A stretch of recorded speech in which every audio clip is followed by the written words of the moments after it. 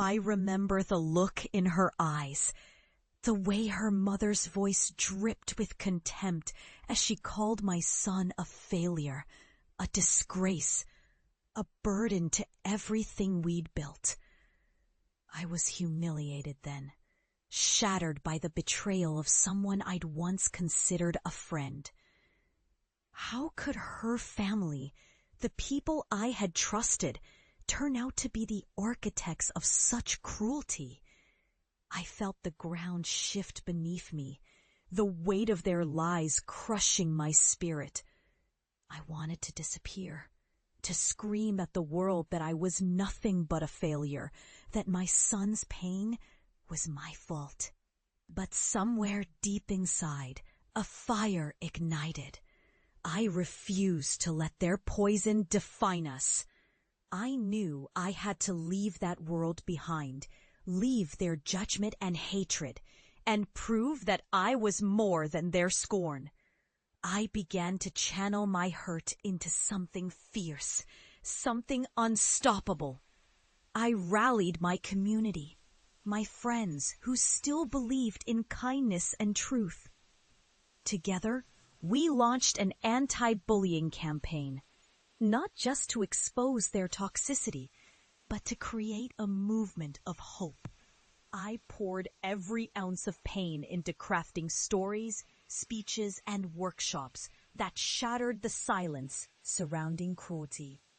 We tore down the walls of shame, replaced them with a chorus of voices standing against injustice. The struggle was brutal. There were days I doubted myself, days I thought I'd never break free of the scars inflicted by their lies.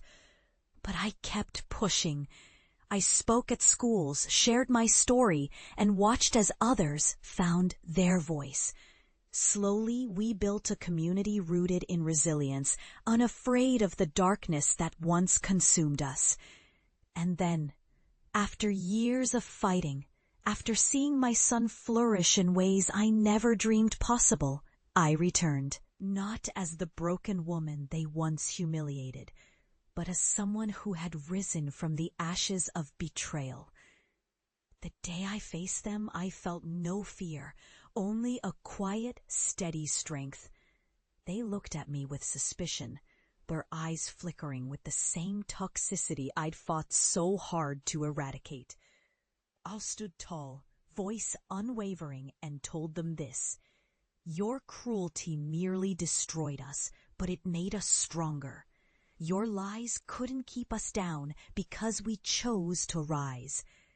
Their silence was deafening. The truth was laid bare. They had tried to crush us, but instead they forged a phoenix. And I, the mother they once mocked, had become the voice of change, the embodiment of resilience. In that moment, I realized the greatest revenge isn't revenge at all. It's the transformation from victim to victor. They underestimated the power of a heart that refuses to break, a spirit that refuses to be silenced. Now, I stand here, stronger and more determined than ever. Their cruelty only fueled my fire. I've built a life rooted in justice, compassion, and unwavering hope. And every time I see others standing tall in the face of their own darkness, I know this is our victory. This is our redemption, and I am unbreakable.